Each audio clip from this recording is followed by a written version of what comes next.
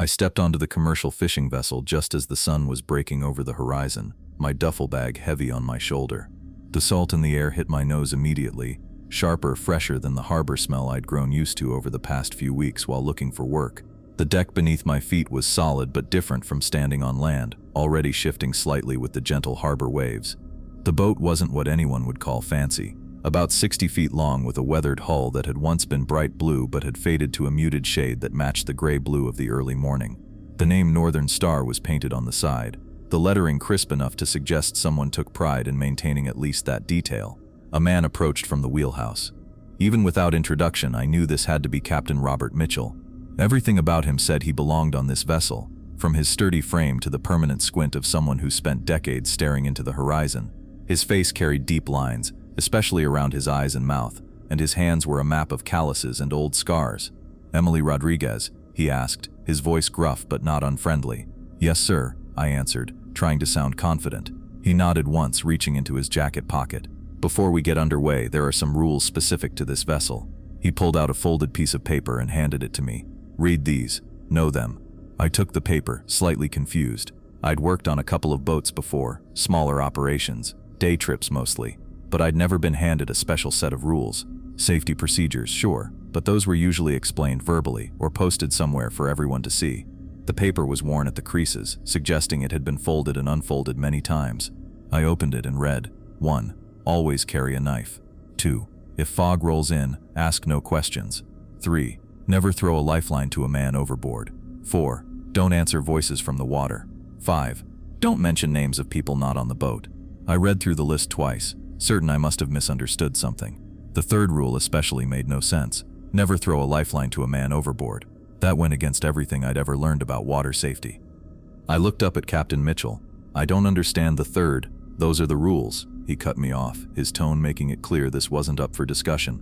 "Break them and you're off at the next port. No exceptions." The way he said it sent a chill through me despite the morning being mild. There was something in his eyes, not anger, but a dead seriousness that made my questions dry up in my throat. "Got it," I said, folding the paper and tucking it into my pocket. He seemed satisfied with my response. "Good. Stow your gear and meet the crew. Joe will show you around." He turned and walked back toward the wheelhouse without another word. I stood there for a moment, watching him go and wondering what kind of operation I'd signed up for. The pay was better than anything else I'd been offered, and deep-sea commercial fishing experience would look good on my resume. But those rules, I shook my head and decided to reserve judgment. 3 men had gathered near the stern, sorting through fishing gear. They paused as I approached, looking me over with varying degrees of interest. "This is Emily, our new crew member," Captain Mitchell called from behind me, making introductions from a distance. "David, James, and Joe. Get her settled before we cast off." The oldest of the 3 gave a brief nod. "David Smith," he said simply. He was in his 40s, with the lean, tough build of someone who'd spent his life doing physical work. His eyes assessed me quickly, not unkindly but without warmth, before he turned back to coiling a thick rope. The next man, James Wilson according to the captain, offered a brief welcome aboard before returning to his task. He seemed slightly younger than David, maybe late 30s, with broad shoulders and the easy movements of someone comfortable with his strength. The youngest stepped forward with a smile.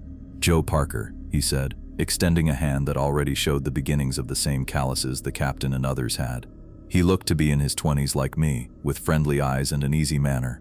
"I'll show you where to stow your stuff." I followed Joe across the deck and through a narrow door that led to a small hallway.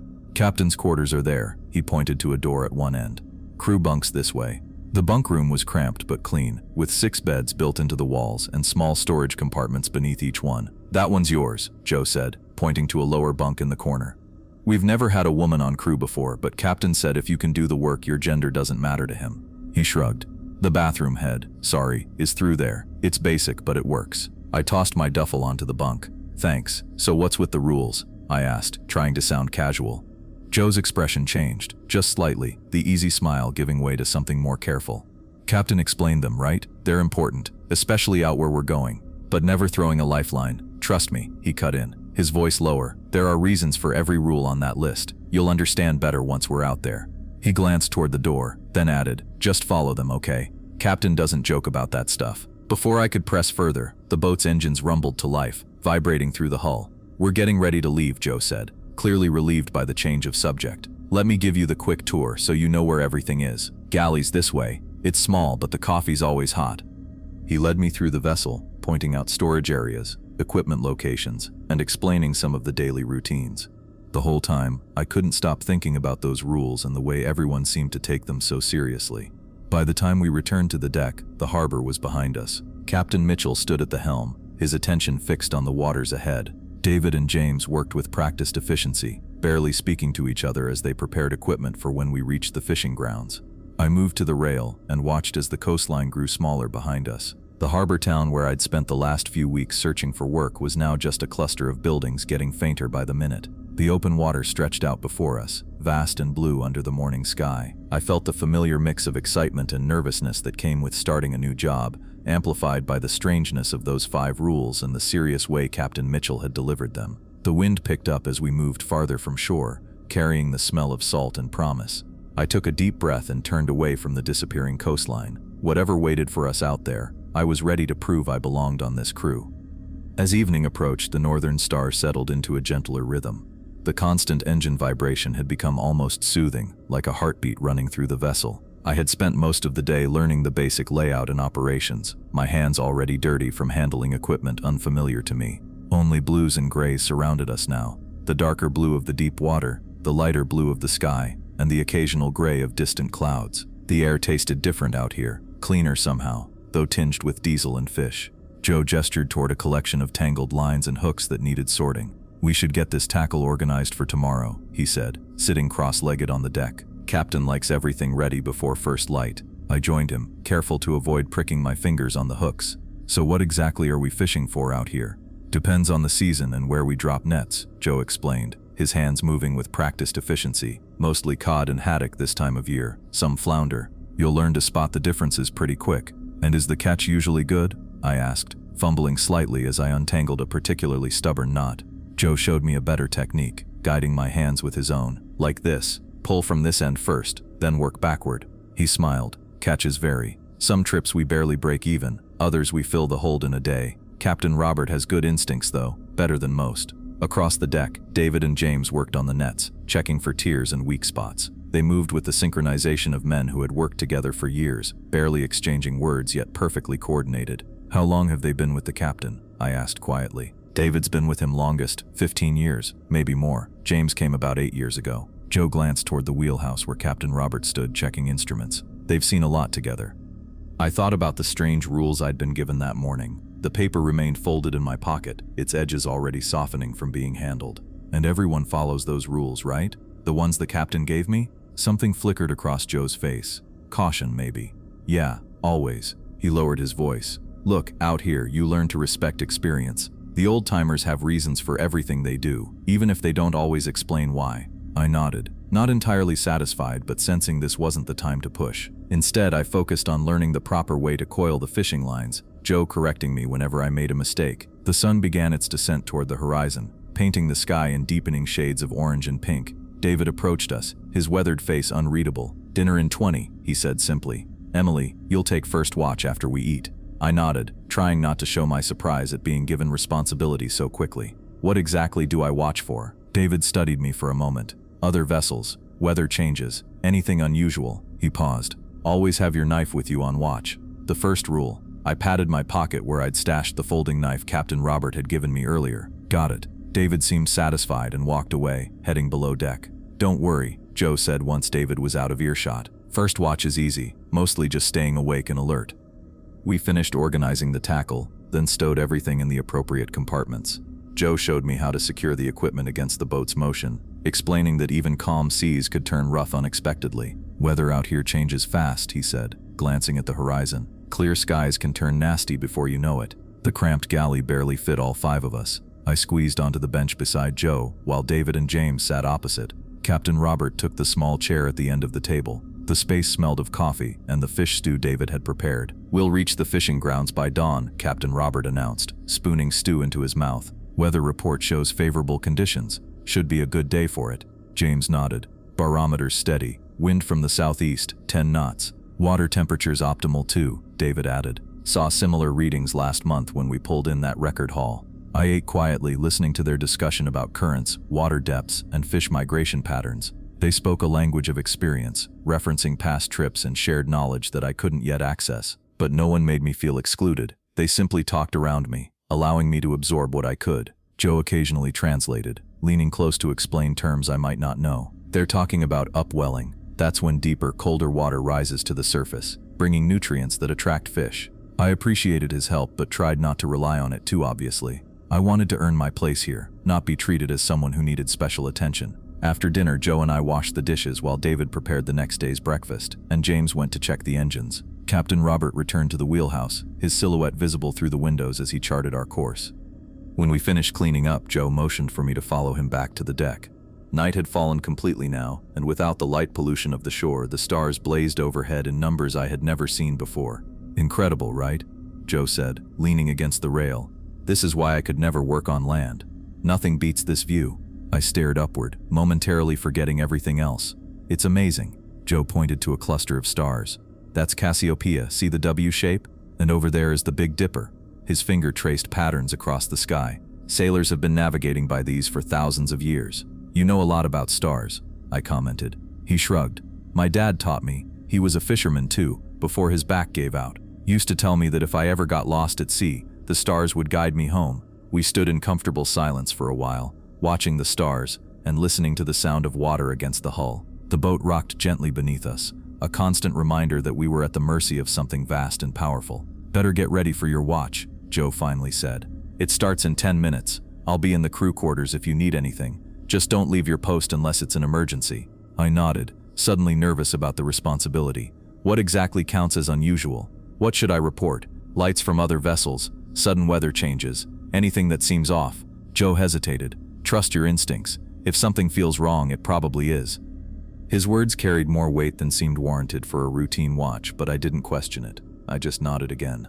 "Oh, and keep your knife handy," he added, echoing David's earlier advice. "Because of the first rule," I said. Joe gave me a long look. "Yeah, exactly." He headed below deck, leaving me alone under the vast canopy of stars. I took up position near the wheelhouse, where Captain Robert acknowledged me with a brief nod before returning his attention to his charts and instruments. The solitude was peaceful, just me, the endless stars above, and the dark water below. I kept my eyes on the horizon, scanning for lights or changes in the weather, though everything remained calm and clear. My hand occasionally drifted to the knife in my pocket, a habit already forming from the crew's repeated reminders. The rules still struck me as odd, but out here, surrounded by nothing but ocean, they seemed less sinister and more like the prudent cautions of experienced sailors. This was a different world with different rules. If carrying a knife and staying alert were what it took to be accepted as part of this crew, I could certainly manage that. As I settled into my watch, the boat continued its steady journey through the night. Tomorrow would bring my first real test as a commercial fisherman, but for now, I was content. The gentle rocking of the boat beneath me, the stars overhead, and the knowledge that I was beginning to find my place made me feel strangely at home. I leaned against the rail, knife in my pocket, and eyes on the horizon, ready for whatever the night might bring. But as the hours of my watch passed quietly, with nothing but the sound of waves and the occasional creak of the boat to keep me company, I began to believe that maybe, just maybe, this job would turn out to be exactly what I needed. When my watch ended and James came to relieve me, I headed to my bunk with a sense of accomplishment. The strange rules from earlier now seemed like standard maritime caution rather than anything sinister. As I lay in the narrow bunk listening to the sounds of the boat and the soft breathing of the other crew members, I felt optimistic about the days ahead. I belonged here, at least for now, and tomorrow would bring new opportunities to prove myself. I woke before dawn, feeling surprisingly refreshed despite the short sleep. The gentle rocking had lulled me into the deepest rest I'd had in weeks. My muscles ached slightly from yesterday's work, but it was the good kind of soreness that came from meaningful effort. As I climbed from my bunk, the others were already stirring. David had somehow managed to dress and leave without making a sound. James was pulling on his boots, and Joe was rubbing sleep from his eyes. "Morning," Joe said, his voice still rough with sleep. "Ready for your first real day of fishing?" I nodded, quickly changing into my work clothes and splashing cold water on my face in the tiny bathroom. By the time I made it to the galley, David had coffee brewing and was flipping pancakes on the small stove. "Eat up," he said, sliding a plate toward me. "You'll need the energy." Captain Robert joined us as we ate, bringing with him a palpable energy that hadn't been there yesterday. "Barometer's steady, winds are light, and we're right over a promising spot," he announced, pouring himself coffee. "Should be good conditions today." The sun was just breaking over the horizon as we filed onto the deck. The morning light turned the ocean into a sheet of hammered gold, stretching endlessly in all directions. The air felt crisp and clean, with just enough breeze to keep us cool without making the work difficult. "We'll start with the port side nets," Captain Robert called from the wheelhouse. "Emily, stay with Joe, he'll show you the ropes." Joe handed me a pair of thick gloves. "Trust me, you'll want these. Even through the gloves, the lines can tear your hands up if you're not careful." I pulled them on, noting how stiff and oversized they felt. Joe must have noticed my expression. "They'll break in," he assured me. "By the end of the day, they'll feel like a second skin." The next hours passed in a blur of activity. Joe showed me how to help deploy the nets, explaining each step as we worked. David and James moved with practiced efficiency on the other side of the deck, barely needing to speak to coordinate their efforts. "The nets go down about 200 feet here," Joe explained as we watched the cables unspool. "We'll tow for about an hour, then haul them up and see what we've got." While we waited for the first haul, Joe showed me the sorting tables and equipment we'd use once the catch came in. He demonstrated how to identify different species quickly, pointing out key features. Cod has this white line along the side, see? And haddock has the black spot right here. Flounder are easy, they're flat. I paid close attention, wanting to get everything right the first time. The sun climbed higher, warming my back as we prepared for the catch. When the time came to haul in the nets, I was amazed at the physical effort required. Even with the mechanical winches doing most of the work, guiding the nets and controlling their ascent demanded all my strength. My arms burned with the effort, but I refused to show weakness. "Looking good," Joe called over the mechanical whine of the winch. "They feel heavy." He was right. When the nets broke the surface, they were full of thrashing silver-scaled bodies. The catch was so large that even David cracked a smile. "Get ready," Joe said as we positioned ourselves at the sorting table. "This is where the real work starts." The next hour was a frenzy of activity as we sorted the catch. My hands moved faster and faster as I got the hang of it, identifying each fish and placing it in the proper container. Ice was packed around the sorted fish to keep them fresh. "Good eye," Joe said when I correctly identified a less common species. "Most newcomers mix those up." The compliment warmed me more than it should have. By midday, we had completed 3 hauls, each more successful than the last. My arms and back ached, but I felt a deep satisfaction watching the hold fill with our catch. During a brief break for lunch, sandwiches eaten quickly while standing, Joe leaned against the rail beside me. "So what brought you out here?" he asked. "Most people your age are looking for easier work these days." I took a swig from my water bottle before answering. "Needed the money, for one thing. And I've always been drawn to the water. My grandfather was a fisherman off the Gulf Coast. He used to take me out when I was little." "Mine too," Joe said, smiling at the coincidence. "Though I'm third generation, actually. My dad and grandfather both fished these same waters." "Is that why you chose fishing over college?" I asked, remembering what the Captain Beat had mentioned about Joe's background. Joe looked surprised that I knew this detail, then nodded. "I tried college for a semester. Hated being stuck inside all day, staring at books. Out here," he gestured at the open water surrounding us. "This is real. You work hard, you see results. Simple as that." "I get it," I said. "I finished my degree, but sitting in an office job after that felt like dying slowly." Our break ended all too quickly, and we returned to work. The afternoon brought more successful hauls, and I found myself settling into a rhythm with the crew. Even James, who had been polite but reserved, began offering advice and the occasional approving nod. "Keep the knife on your belt, not in your pocket," he told me during one haul. "Safer that way, and easier to reach when you need it." I adjusted my knife as he suggested, remembering the first rule on the list. James noticed my quick compliance and gave a slight nod of approval. "You're picking things up faster than most," he said, almost grudgingly. "Good work ethic." Coming from James, I knew this was high praise. I felt a flush of pride that carried me through the increasing fatigue of the day. By late afternoon, the hold was nearly full. Captain Robert surveyed our catch with satisfaction. "One more haul should do it," he announced. "Then we'll clean up and head back to port in the morning." The final haul of the day was the best yet. As we sorted the catch, even David seemed impressed. "Haven't seen a day this good in months," he commented, mostly to James, but loud enough for me to hear. When we finished stowing the last of the fish and cleaning the deck, the sun was already sinking toward the horizon. My entire body ached, and my hands, despite the gloves, were raw from handling fish and equipment all day. But the satisfaction of a successful day outweighed the discomfort. Captain Robert emerged from the wheelhouse as we secured the last of the equipment. "Good work today," he said, addressing all of us but letting his gaze linger on me for a moment. "We'll head back to port first thing tomorrow. For tonight," he reached into a cooler and pulled out a 6-pack of beer. "We've earned these." This simple gesture seemed to transform the atmosphere on deck. David and James actually smiled, and Joe clapped me on the shoulder. "That's the captain's way of saying you did well," he whispered. "He doesn't waste beer on trips that don't measure up." We gathered in the galley, where David had somehow managed to prepare a hearty stew despite working on deck all day. The beer was cold, the food was hot, and for the first time, conversation flowed easily among all of us. "This reminds me of that haul back in 2018, James said, leaning back in his seat. "Remember that, David? 3 days of nothing, then suddenly more fish than we could handle." David nodded. "Weather was just like this. Clear skies, light breeze, perfect conditions. My dad used to say you could feel a good fishing day in your bones," Joe added. "Something about the pressure in the air." Captain Robert sipped his beer, looking more relaxed than I'd seen him yet. "My old captain had a saying, the sea gives when it wants to, takes when it needs to. Days like today are the giving kind." A comfortable silence followed his words. I felt included in something special, not just a successful workday, but a moment of shared satisfaction among people who respected the sea and each other. As the evening wore on, more stories emerged.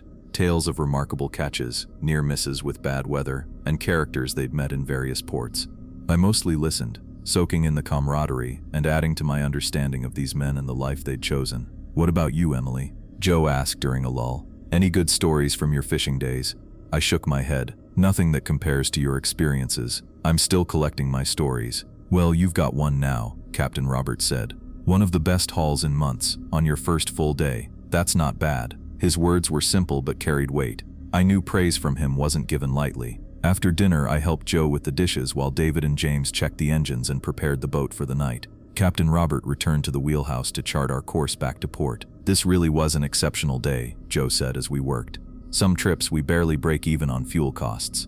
Today," he whistled softly, "today was the kind that keeps you coming back."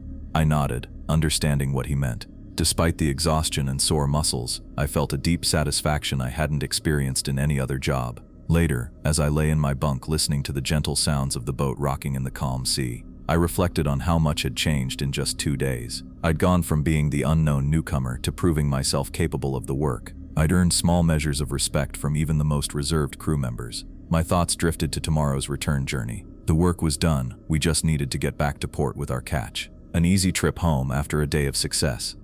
I closed my eyes, feeling more content than I had in months. The boat rocked gently beneath me, and the rhythmic sounds of waves against the hull soon lulled me to sleep. I woke to the gentle buzz of the Northern Star's engines as we began our journey back to port. My muscles were sore, but in a satisfying way that told me I'd earned my place among this crew, at least for now. After a quick breakfast, I made my way to the deck, breathing in the crisp morning air. The sky was clear, and the water gleamed under the early sunlight. Captain Robert stood at the helm, looking pleased as he guided us toward home. David and James worked quietly at their stations, and Joe gave me a friendly nod when I approached. "Morning," he said, leaning against the rail. "Sleep well?" "Better than I expected," I admitted. "Something about the rocking of the boat knocks me right out." Joe laughed. "Gets into your blood after a while. I can barely sleep on land these days." We chatted easily about the previous day's catch and what we might expect for our pay when we reached port. The conversation flowed naturally as the boat cut through calm waters. Everything felt right with the world, the successful fishing trip behind us, decent money waiting ahead, and the simple satisfaction of work well done. That changed 20 minutes into our journey. I noticed it first as a dark line on the horizon, a wall of gray approaching at a speed that seemed impossible for natural weather. Joe stopped mid-sentence about fishing grounds, his eyes fixed on the approaching mass. "What's that?" I asked, but Joe didn't answer. The fog enveloped us with shocking speed, swallowing the boat so completely that I could barely see the bow from midship. It wasn't like any fog I'd ever experienced. It felt heavy, almost wet against my skin, and carried a chill that cut through my jacket. The sudden silence was eerie. Even the engine's sound seemed muffled and distant. I turned to Joe, but his friendly expression had vanished. His face had gone tight, eyes alert and wary. David and James had fallen completely silent at their stations, and Captain Robert's commands from the wheelhouse became terse whispers carried on the damp air. I opened my mouth to ask what was happening, but stopped myself. Rule number 2, ask no questions if fog rolls in. The paper with those strange rules now felt like it was burning a hole in my pocket. I bit my tongue and tried to look calm, though my heart hammered in my chest. "Stay where I can see you," Joe whispered, his voice so low I barely caught the words. "Don't wander off." I nodded, keeping close to him as we secured loose equipment. The deck felt slippery under the heavy moisture, and visibility had dropped to just a few feet in any direction. The world beyond the rail had ceased to exist. There was only our boat and the thick gray nothingness surrounding us. For 2 hours we worked in near silence. The mood on the boat had shifted dramatically from the camaraderie of the previous evening. Even the simplest tasks were carried out with a tension I couldn't understand but could definitely feel. Every sound from beyond the fog wall made the crew stiffen. A splash, a whisper of wind, the cry of what might have been a seabird. Joe checked his watch for the 3rd time in 10 minutes. "I need to check something at the stern," he said quietly. Stay here, okay? Don't move. Before I could respond, he walked away, vanishing into the gray wall surrounding us. I hugged my arms against my chest, suddenly feeling very alone despite knowing the others were nearby. The fog pressed closer, almost like it was watching me. Minutes passed, 5, maybe 10. Then I heard it, a splash from the direction Joe had gone, followed immediately by his voice. "Help, Emily, I fell in. Help me." My body reacted before my mind could process what was happening. I ran toward the sound, grabbing a life ring from its hook as I moved. Joe's voice called again, more desperate this time. "Please, I can't hold on. Throw me a line." I reached the stern, ready to toss the life ring when a strong hand grabbed my arm. Captain Roberts stood beside me, his face hard as stone. He shook his head firmly, his grip tightening when I tried to pull away. "But it's Joe," I whispered urgently. "He fell in." Captain Roberts' eyes narrowed, and he nodded toward the water. I looked down and saw what appeared to be Joe treading water just a few feet from the boat. Same red cap, same work jacket, same face I'd been talking to all morning. His hand reached up toward me, pleading, "Emily, please, I'm freezing. Just throw the line." Something made me hesitate. Maybe it was the captain's grip on my arm, or maybe it was the strange way the fog seemed to curl around the figure in the water. I looked closer, and a chill ran through me that had nothing to do with the damp air. Joe's face wasn't quite right. The smile was too wide, stretching farther than a human mouth should. The eyes were wrong too dark, with none of the whites showing. As I stared, something shifted beneath the surface near what should have been his legs, something large and formless. "What the?" I started to say, but my words were cut short by the sound of footsteps behind me. "Captain? Emily? What's going on?" I turned to see Joe, the real Joe, emerging from below deck, completely dry and looking confused. He held a toolbox in his hands and a concerned expression on his face. My head whipped back toward the water. The thing wearing Joe's face locked eyes with me, and its smile stretched even wider, revealing too many teeth in a mouth that now opened impossibly far. It let out a sound I can only describe as a scream played backward, high-pitched and wrong in every way a sound can be wrong. Then it sank beneath the surface, leaving only ripples that quickly disappeared in the fog-shrouded water. I stumbled backward, the life ring falling from my numb fingers.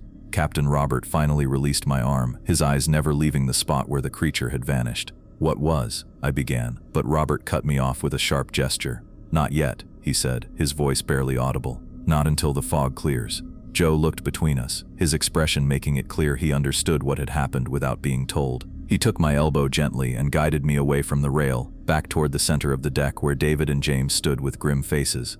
"You followed the rules," Joe whispered as we walked. "That's what matters." I nodded, unable to form words. The image of that too wide smile and those black eyes was burned into my mind. My hands shook as I tried to process what I'd just seen. David handed me a thermos of hot coffee without a word. The warmth of the metal against my palms helped ground me, though I couldn't bring myself to drink. James moved to stand beside the captain, both men scanning the fog with wary eyes. "Stay together," Captain Robert ordered. "No one goes anywhere alone until this clears." We huddled in the middle of the deck, backs to each other, facing outward toward the impenetrable gray. Occasionally we heard splashes in the distance, or what sounded like whispered words just beyond our range of hearing. Once, I thought I heard my name called by a voice that sounded like my grandfather's, though he had been dead for years. I gripped the knife at my belt, finding strange comfort in its solid presence.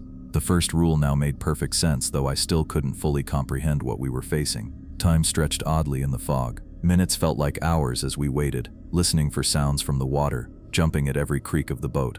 No one spoke above a whisper, and even then, only when necessary. Joe stayed close beside me, his presence reassuring after what I'd seen.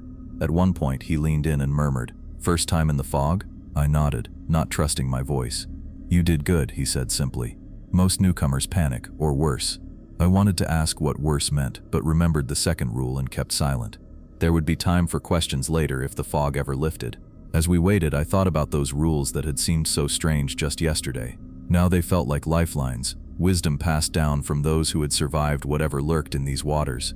I repeated them silently to myself. Always carry a knife. Ask no questions in the fog. Never throw a lifeline to a man overboard. Don't answer voices from the water. Don't mention names of people not on the boat. Each one suddenly made terrible sense in light of what I'd just witnessed.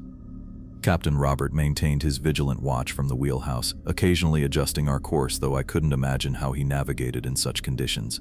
David and James moved around the deck with practiced caution, checking equipment and securing anything that might make noise.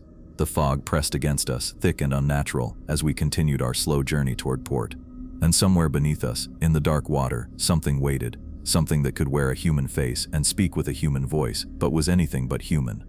The fog hung around us for hours, like a living thing wrapping the boat in a smothering embrace. None of us spoke much as we waited, standing vigil against whatever lurked beyond our sight. Each small noise from the water made me tense, my hand tightening around my knife handle. By late afternoon, the wall of gray finally began to thin. First, I could see from one end of the boat to the other. Then patches of dark blue water became visible beyond the rail. The sun, now low in the sky, broke through in weak, watery beams. Captain Robert came out of the wheelhouse, scanning the clearing horizon. "Looks like it's passing," he said, his voice rough from hours of silence. "We should reach port by morning if the weather holds." The normal atmosphere didn't return with the visibility. Everyone remained on edge, moving with cautious glances toward the water. I tried not to think about what I'd seen, that thing with Joe's face and that impossible smile. But the image stuck in my mind like a splinter. At dinner, the mood stayed tense. We ate quickly, speaking only about necessary things. Weather conditions, course corrections, watch schedules. I kept waiting for someone to mention what had happened, to explain what I'd seen in the water. But everyone seemed to be following the second rule religiously. No questions in the fog, and apparently no explanations after it either. "You've got second watch tonight," Captain Robert told me as we finished eating. 10 to 2. Joe will relieve you. I nodded, cleaning my plate mechanically while trying to look calmer than I felt. The thought of standing alone on deck after what I'd witnessed made my stomach tight, but I wasn't about to show weakness now. After dinner, I tried to sleep for a few hours before my watch. I lay in my bunk staring at the ceiling, listening to David's soft snoring from across the small room. Sleep felt impossible with my mind replaying that unnatural smile stretching wider than any human mouth could. I gave up trying around 9:30 and got dressed, figuring I might as well get some fresh air before my watch officially started. The night sky had cleared completely, revealing a blanket of stars. James stood near the wheelhouse, finishing his watch. He acknowledged me with a nod as I approached. "Couldn't sleep?" he asked. "Not really." He looked out at the dark water. "First time's always the hardest." I wanted to ask what exactly he meant by first time, first fog encounter, first sighting of whatever those things were, but the unspoken rule against discussing it kept me quiet. "I'll take over early if you want," I offered instead.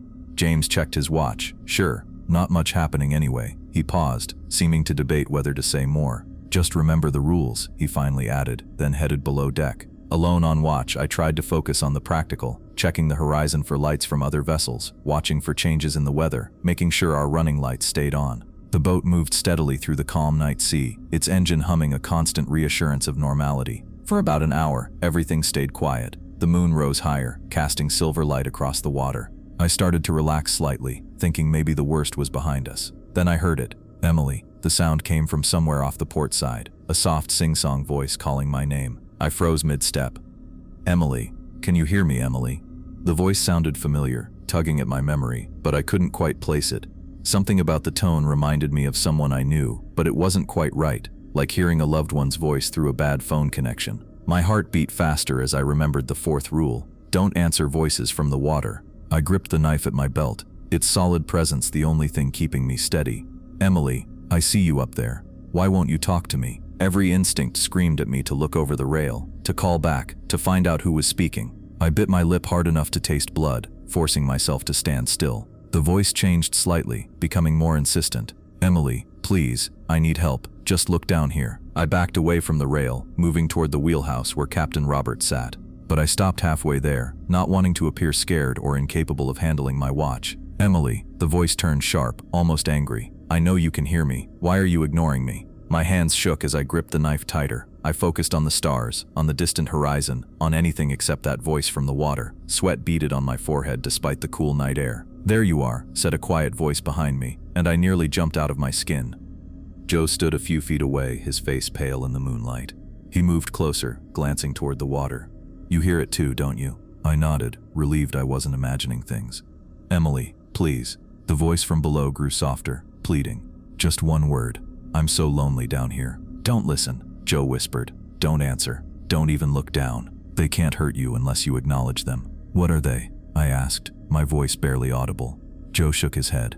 "Later. For now, just ignore it completely." We stood together in silence as the voice continued calling. Sometimes it sounded sweet and enticing, other times desperate and pleading. Occasionally it turned harsh and threatening. It cycled through emotions like it was trying to find which one might work best to get a response. After what felt like hours but was probably only 20 minutes, the voice began to fade, growing more distant as if the speaker was drifting away from the boat. "That's it," Joe said, relaxing slightly. "It's giving up." A few minutes later, the voice disappeared completely, leaving only the normal sounds of the boat and sea.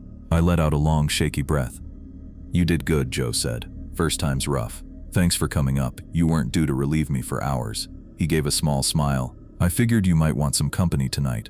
I remember my first time hearing them. Captain Robert's heavy footsteps approached from the wheelhouse. He joined us at the rail, his weathered face serious in the moonlight.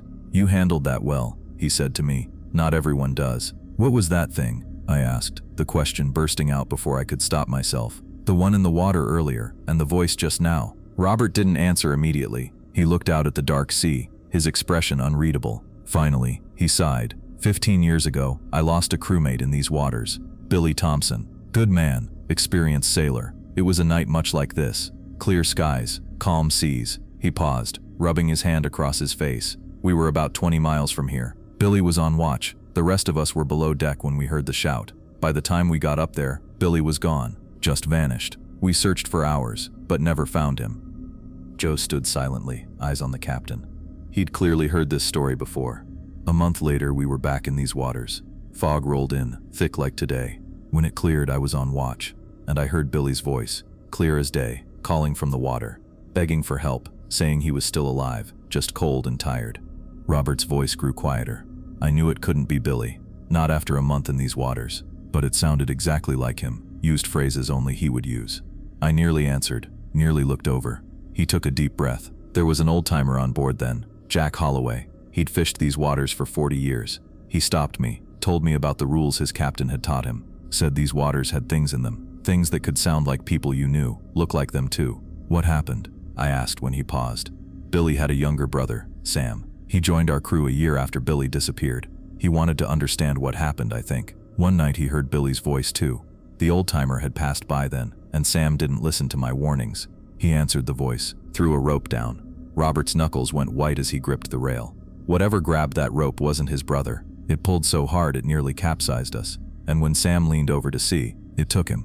1 second he was there, the next he was gone, just like Billy. A cold chill ran through me that had nothing to do with the night air.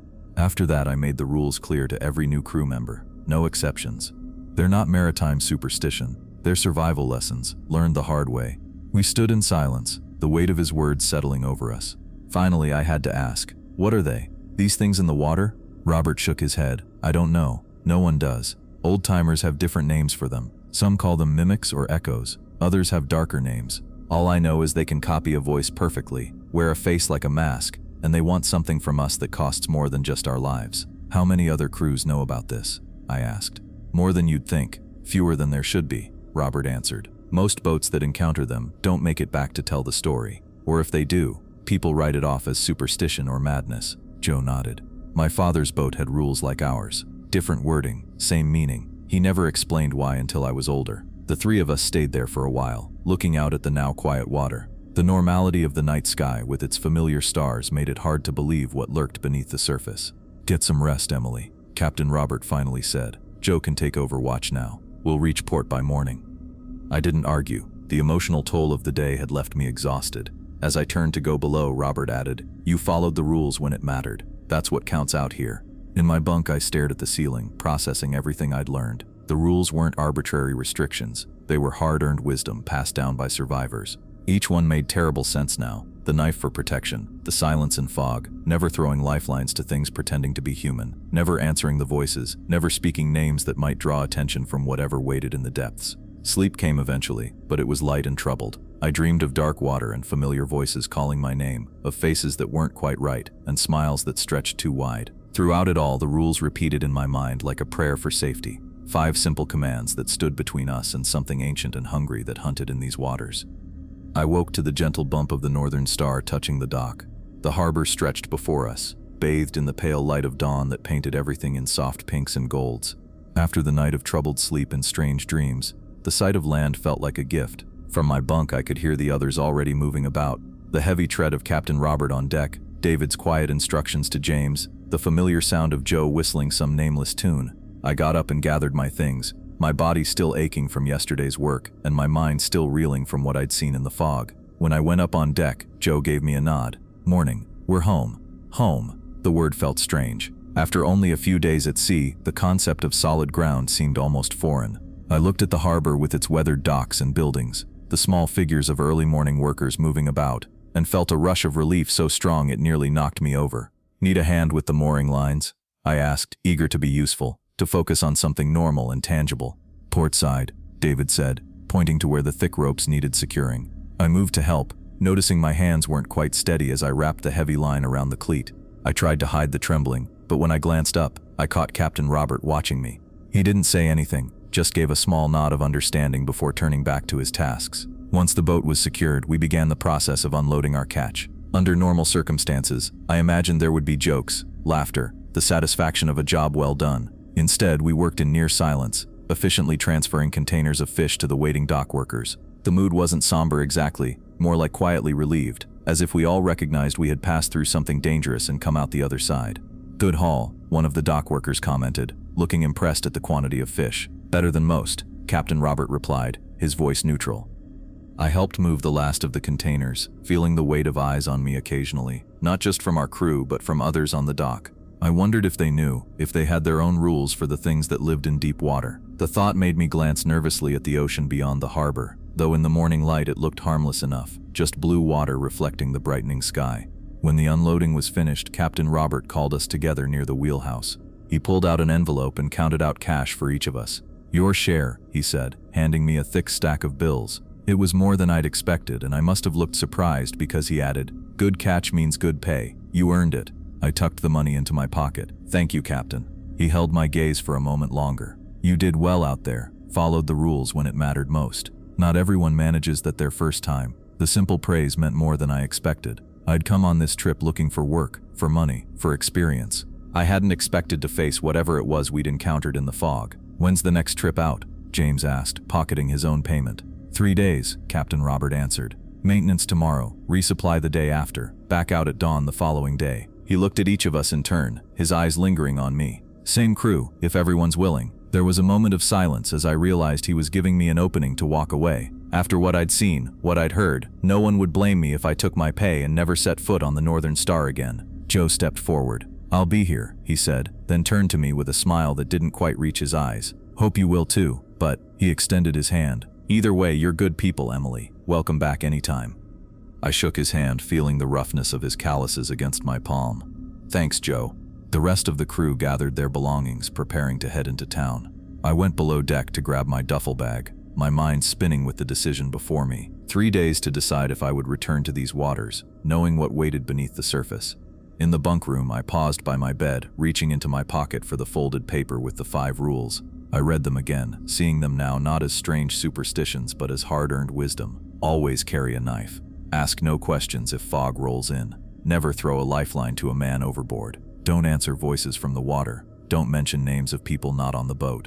I carefully refolded the paper and tucked it into my jacket pocket, patting it once to make sure it was secure. Whether I returned or not, I would keep these rules. They had saved my life. Back on deck, David and James were preparing to leave. They both gave me nods as I passed, their expressions revealing a shared understanding. We had witnessed something together, survived something together. There was an unspoken bond in that, regardless of what came next. "Safe travels, Emily," David said, the most words he'd directly addressed to me since I'd joined the crew. "You too," I replied, slinging my duffel over my shoulder. I walked down the gangplank onto the solid dock, my legs adjusting to the stillness of land after days of constant motion. The wood felt reassuringly firm beneath my feet, nothing like the shifting deck that had been my home. I made my way along the dock, passing other fishing vessels and their crews, all going about their morning business without any indication they shared our knowledge of what lived in the deep. At the end of the dock, I paused and turned back. The Northern Star looked smaller from a distance, just another fishing boat tied up at harbor.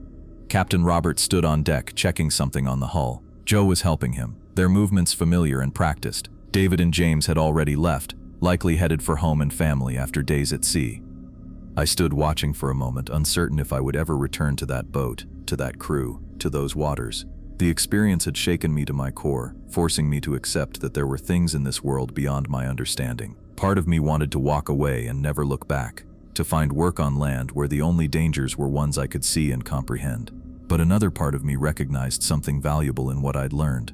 The rules had kept us alive. The crew had looked out for each other. and Captain Robert had trusted me enough to share the truth when it mattered. I turned and continued walking toward town, feeling the weight of the folded paper in my pocket. The morning sun felt warm on my face after the chill of the night watch, its ordinary light a comfort after the unnatural fog. I didn't know if I would return to the Northern Star in 3 days' time, but I knew I would never forget those 5 rules or the reason they existed. Some lessons, once learned, stay with you forever, especially those that keep you alive in waters where things hunger for more than just your life.